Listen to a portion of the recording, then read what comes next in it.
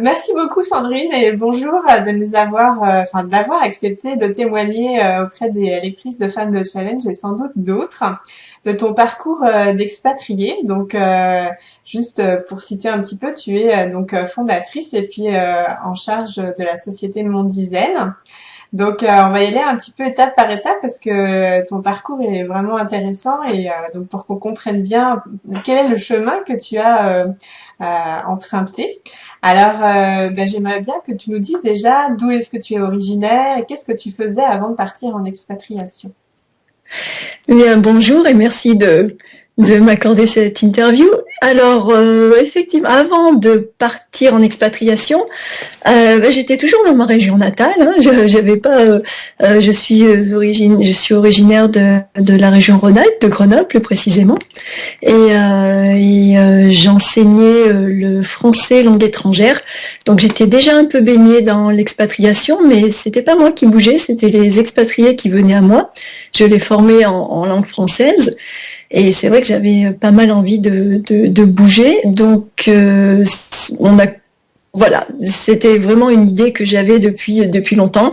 Et puis un jour, j'ai eu l'opportunité de prendre ma valise et de devenir à mon tour une expatriée. Alors, c'était il y a combien de temps et comment est-ce que tu es partie? Alors, la première fois, j'avais déjà pas mal voyagé. J'ai eu une première expatriation de quelques mois aux États-Unis.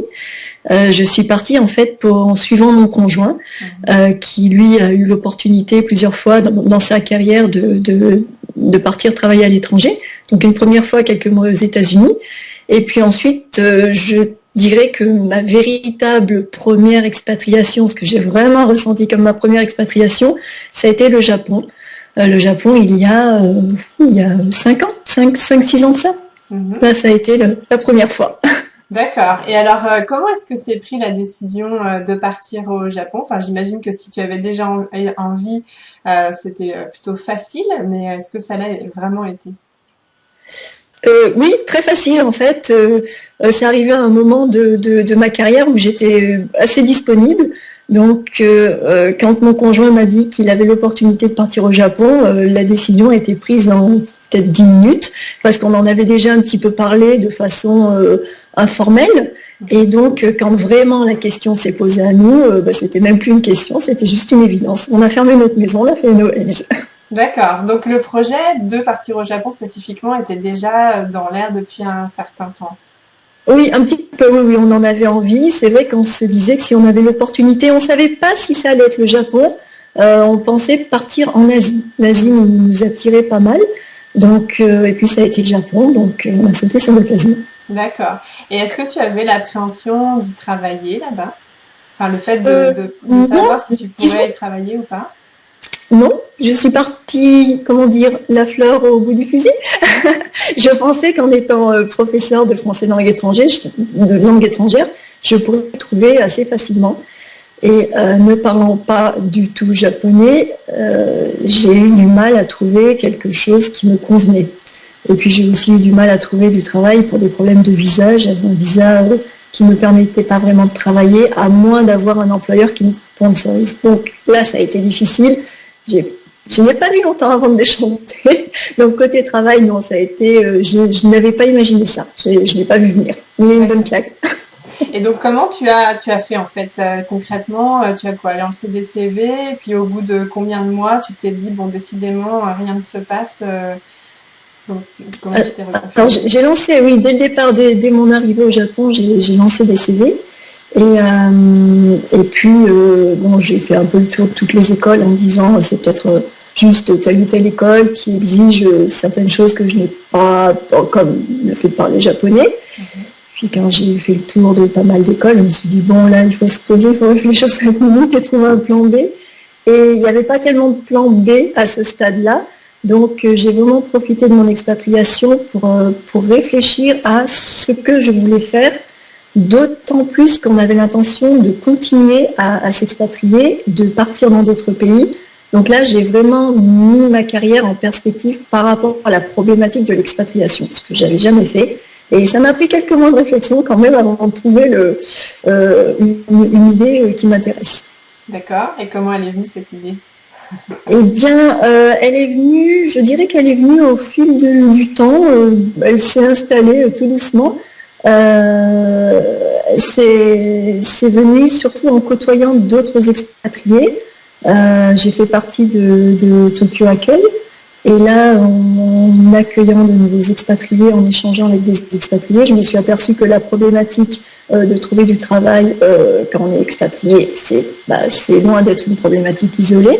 Et puis, je me suis aperçue aussi que toutes les petites choses qui me manquaient, les petites choses du quotidien, tout ce que je n'arrivais pas à comprendre dans la culture japonaise, quand j'arrivais pas à trouver certains produits que j'avais envie d'avoir, parfois parce que j'avais envie de me réconforter, parfois parce que j'avais envie de partager ma culture, tout simplement, avec des amis. Toutes ces choses difficiles à trouver, j'étais pas la seule à avoir du mal à les trouver, et j'ai compris petit à petit en parlant, en échangeant avec d'autres expatriés, qu'il y avait quand même un besoin réel.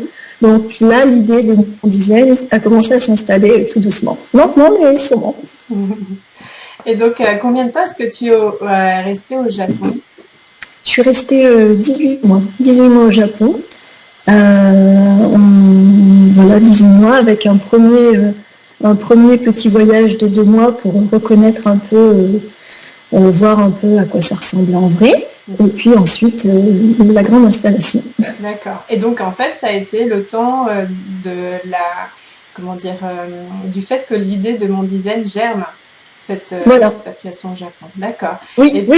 Mon design est complètement connecté au Japon. J'avais voyagé auparavant, mais mon design n'aurait pas existé si je n'avais pas été dans une culture aussi éloignée. C'est vraiment ce qui m'a fait prendre conscience. Je pense que le Japon était ma première claque interculturelle, la vraie, celle qui nous déboussole complètement, qui nous laisse complètement désorientés. Mon design dans d'autres pays, à part des cultures éloignées, non, mon design n'aurait pas existé sinon. Et donc en fait, le nom, mon design, est aussi, tu l'as aussi trouvé quand tu étais au Japon? Alors quand j'étais au Japon, j'ai trouvé un autre nom qui était très joli, très français. Mais quand on a commencé à tester le site avec des expatriés et des francophiles, donc des étrangers, on s'est aperçu que pour les étrangers, c'était un nom imprononçable, impossible à mémoriser et impossible à écrire. Donc avec ça, on était bien parti. Du coup, on a tout remis à plat au niveau du nom et on a décidé de trouver un nom qui soit mémorisable même pour des étrangers. Et donc, mon design est né et ça provient de Mondial, Citizen et Zen. Voilà. Donc, ce sont les citoyens du monde que nous rendons zen grâce à notre service. Et quand tu dis on, vous êtes plusieurs dès le début, vous avez été plusieurs dans la structure? Alors, dès le début, mon design a été cofondé par mon conjoint et moi-même. Et il est vrai que mon conjoint s'est énormément impliqué parce que quand il a vu que que ma carrière en prenait un grand coup du fait de suivre en expatriation, étant donné que l'expatriation était notre projet de vie, il s'est vraiment investi, il m'a vraiment aidé et donc il a acheté le projet Mon Design et c'est lui donc on a cofondé la société et c'est lui qui a développé tout le site internet. Voilà, donc beaucoup de boulot pour lui. D'accord. Et donc ensuite, après le Japon, où est-ce que vous êtes allé? Alors après le Japon, il y a eu un retour en France, ce qui a permis vraiment de créer Mon Design, parce que le Japon, ça a été la période de réflexion. L'idée est venue, quelques recherches en amont. Et puis en France, j'en ai profité vraiment pour rencontrer tous les acteurs, pour mettre toutes les choses en place, pour concrétiser Mon Design. Le faire sortir d'internet et puis le tester de façon à ce que ce soit opérationnel même à distance pour pouvoir repartir et c'est ce qu'on a fait, on est reparti. Et alors juste pour rester un petit peu sur la France, comment justement, qu'est-ce que tu as mis en place pour justement que cette structure prenne vie et puis soit transportable? Alors, en fait, dès le départ, on a externalisé tout notre pôle logistique de façon à ce que, au tout début, j'ai fait quelques cartons, bien sûr, dans mon salon. Mon design a commencé dans le milieu du salon. Mais très rapidement, on a externalisé le pôle logistique et de façon à ce qu'il y ait tout notre stock et toute la préparation de commandes, le suivi des commandes, tout se fait sur notre plateforme logistique. qui n'était pas très loin de nous. Elle était à Lyon, elle était à une centaine de kilomètres, mais bon, ça suffisait quand même pour jouer le jeu de la distance. Et dès le départ, effectivement, mon dizaine a été complètement monté par rapport à ça. Donc nous avons les personnes qui travaillent avec nous sont des personnes qui ne sont pas physiquement présentes avec nous, mais qui travaillent pour certaines depuis l'étranger. Donc on a vraiment mis en place quelque chose dans lequel je n'avais pas à mettre les mains vraiment à aller scotcher des cartons, porter des cartons. J'ai vraiment essayé de me retirer de ça le plus vite possible. Et lorsqu'il y avait un problème, j'essayais de le gérer comme si j'étais moi, mais si j'étais en réalité, même si je pouvais intervenir physiquement. Et donc, dès le départ, on s'est astreint à cette discipline. Et puis ça a payé, puisque du coup, tout était en place quand on a voulu partir. C'est impressionnant. Et du coup, est-ce que tu avais déjà eu envie d'être entrepreneur avant? Ça ne m'avait pas... Enfin, tant que j'adorais mon métier d'enseignante de français langue étrangère, c'était très très enrichissant. Donc c'était quelque chose que je ne pensais pas faire, mais par contre j'avais vu ça, puisque mon conjoint, avant l'aventure Mondizaine, avait lui aussi créé sa propre entreprise. Donc c'est quelque chose que j'avais vu, c'est quelque chose dont j'avais vu les contraintes, mais aussi les jolis aspects. Et c'est vrai que c'était... Je pense que si au Japon l'idée de Mondizaine s'est imposée, c'est aussi parce que j'avais vu dans mon entourage très proche naître une société et ce que ça donnait, ce que ça pouvait apporter. Donc oui, quelque part, l'idée devait trotter un peu. Elle était bien cachée, mais elle trottait quand même dans ma tête. D'accord. Et donc, du coup, pour tester la portabilité de cette entreprise, après la France, vous êtes reparti en Nouvelle-Zélande? Après la France, on a décidé de la tester à fond. Maintenant, nous sommes en Nouvelle-Zélande.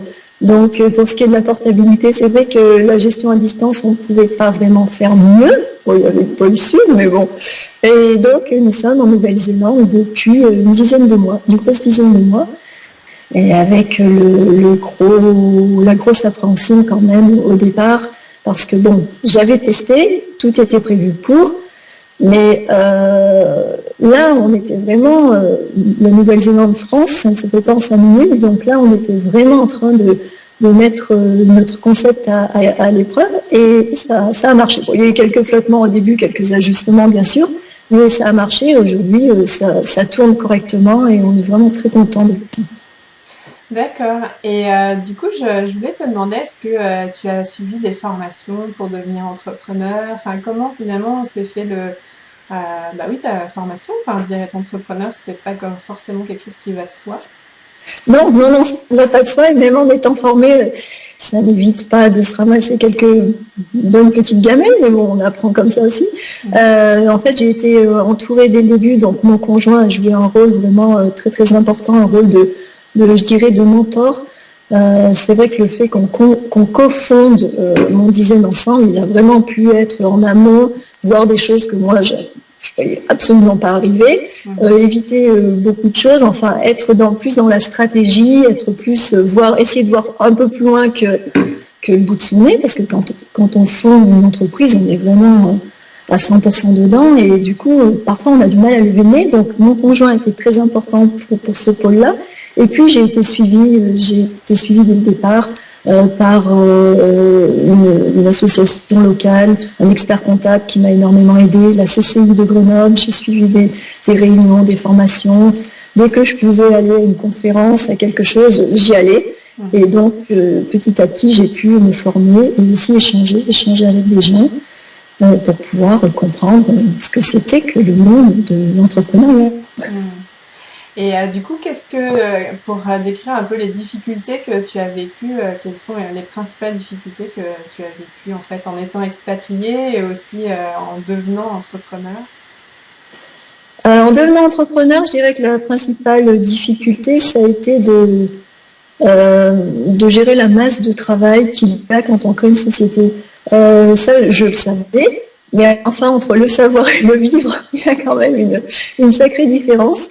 Et donc, le fait d'être cette espèce de femme orchestre qui doit tout gérer, gérer les petites urgences qui sont là, qui sont à nos pieds, et en même temps garder un œil sur la stratégie pour savoir ce qu'on va faire 6 mois ou 1 an plus tard, Là, j'ai eu au départ, j'ai eu du mal, et puis on s'y fait, c'est comme tout.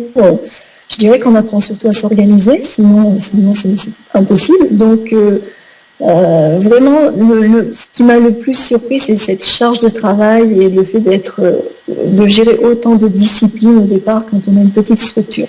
Ça a été le gros du travail de mon design. D'autres difficultés? Hmm? D'autres difficultés que tu voulais... D'autres difficultés? Il y en a sans doute plein, mais les principales qui te viennent à l'esprit. Les principales difficultés, écoute, je te dirais que non, j'ai eu une autre difficulté qui me vient à l'esprit, c'est de lancer une petite entreprise en étant indépendant et d'avoir du mal à trouver des prestataires qui nous suivent, qui veulent bien croire en nous, qui nous accompagnent quand on envoie ou quand on envoie 5 colis par jour ou quand on commande 2 boîtes de conserve et qui ont cette faculté de se projeter et de voir que notre entreprise va grandir et que s'ils nous accompagnent depuis le début, ils pourront bénéficier de notre entreprise par la suite. Ça, c'est vraiment très difficile. Beaucoup de gens nous disent « On aime bien votre idée, mais revenez quand vous serez devenu un poids lourd de l'export ».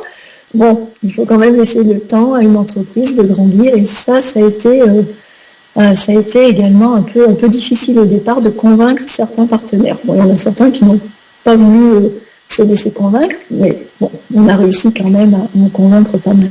Mais ça a été un sacré challenge. Et en lien avec l'expatriation, est-ce que comment dire, le fait que est-ce que si tu n'étais pas parti en expatriation, tu aurais lancé ton activité, tu serais devenu entrepreneur? Je ne pense pas.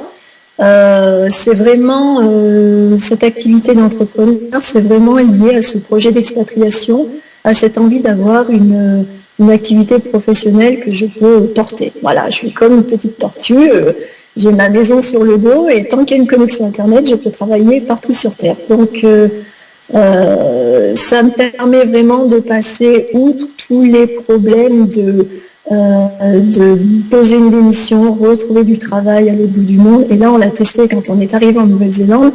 C'était pas très compliqué. J'ai débranché mon ordinateur en France. Je suis arrivée en Nouvelle-Zélande 2 jours plus tard. J'ai rebranché mon ordinateur et j'étais toujours la même, toujours en train de travailler dans les mêmes choses. Donc, ça m'a vraiment, au contraire, je dirais que ça m'a aidé à m'implanter dans cette nouvelle expatriation parce que le pôle professionnel n'était pas du tout déboussolé. C'était la même chose. Et au niveau du visa, du coup, vu que c'est votre mode de vie, vous avez choisi tous les deux d'avoir cette possibilité de finalement vivre où vous voulez. Au niveau des visas, est-ce que c'est quelque chose aussi à prendre en considération? C'est-à-dire, quand tu vas dans un pays, est-ce que tu as besoin d'un visa de travail? Comment ça se passe légalement? Est-ce que tu sais? J'ai pas encore demandé aux autorités néo-zélandaises. Mais parce que la société est toujours basée en France. Donc, ouais. Moi, je suis assez invisible, en fait. Je pars en expatriation en suivant mon conjoint. Donc, j'ai un visa qui est accroché à son visa, en quelque sorte. J'y vais en tant que conjointe de monsieur. Et oui, pour ce qui est du pôle professionnel, ça n'entre pas du tout. Je pourrais être maman au foyer, comme en recherche d'emploi, sauf que je travaille, mais le pays d'accueil ne le sait même pas trop, puisque ma société est basée en France, toutes les transactions sont en France, donc non, je m'en suis même pas encore inquiétée. Ouais, c'est vrai que c'est intéressant, parce que des fois, pour des femmes qui n'ont pas justement l'occasion d'avoir un visa, ou comme toi au Japon, il faut trouver l'entreprise avant d'être sponsorisée, voilà, ça peut être aussi... une possibilité, pourquoi pas Ah oui, tout à fait. Je dis que c'est vraiment fantastique parce que du coup, tant que j'ai un visa pour rester sur le territoire, que ce soit un visa qui me permette de travailler ou non, la question ne se pose plus. Alors qu'au Japon, j'avais un visa qui me permettait de rester sur le territoire, mais c'était un visa qui ne me permettait pas de travailler, à moins de trouver quelqu'un qui veuille bien m'aider à obtenir un autre type de visa. Donc là, du coup, c'est une liberté complète et totale et c'est vraiment fantastique. C'est vraiment, pour ce qui est de repartir en expatriation, c'est la liberté totale. Et donc, en conclusion, j'aimerais bien que tu nous donnes en fait des conseils ou ton avis sur pour des femmes qui vont partir en expatriation ou qui aujourd'hui sont dans une difficulté justement par rapport à leur carrière. Quels seraient les conseils ou les commentaires que tu voudrais ajouter? Je dirais que, oui, c'est vrai que quand on part en expatriation, surtout quand on part en suivant son conjoint, bon, si on est la femme expatriée qui a été appelée par le travail, ça, c'est facile. Enfin, facile, non. Facile de trouver du travail sur place, je m'entends. Mais si on suit son conjoint, il est vrai que le gros danger, si on a l'intention de retrouver du travail sur place, c'est d'être déçu, de se retrouver un peu déboussolé, voire de s'isoler un petit peu parce que les choses ne fonctionnent pas comme on veut, parce que du coup on se retrouve beaucoup seul quand notre conjoint est expatrié, lui a tout son cercle social, son cercle professionnel, et nous on a, même si on va à des activités, on n'a pas grand-chose. Donc je dirais qu'effectivement l'expatriation aujourd'hui a cette chance, grâce à la technologie, on peut vraiment développer de nouveaux, on peut contourner une partie de la problématique liée à l'expatriation. Et ça vaut la peine de se poser. Si on a envie de profiter de son expatriation pour découvrir cette culture, c'est très bien, je suis tout à fait pour. Et si on a un projet professionnel, je pense que plutôt d'aller se mettre la tête dans le mur sur place, à avoir, parfois ça peut être des coutumes qui vont pas voir d'un bon œil que l'on soit en train de chercher du travail, enfin c'est la problématique de la langue ou du visa, je dirais que vraiment se poser par rapport à notre situation, quels bénéfices on peut en tirer, quels sont nos atouts et ce que la technologie peut nous apporter, ça j'encourage vraiment les femmes à le faire parce que je suis sûre qu'il y a plein d'autres idées. En fait, pour un petit peu rajouter, du coup, tu dirais donc de prendre le temps de réfléchir à ce qu'on veut faire soi-même et penser un peu plus long terme, en fait, que finalement les contrats d'expatriation qui sont des fois de 2-3 ans et qui mettent un peu la pression sur les objectifs professionnels. Et puis finalement, quand on prend un peu de hauteur et qu'on essaie de voir un peu plus loin, quelque part, ça permet aussi de donner plus de perspectives et de possibilités. Oui, tout à fait. De remettre sa carrière dans le contexte de l'expatriation et d'un choix de vie.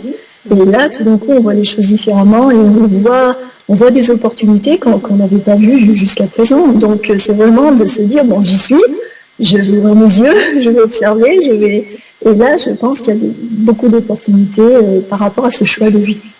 Ouais. Merci beaucoup, Sandrine. De rien.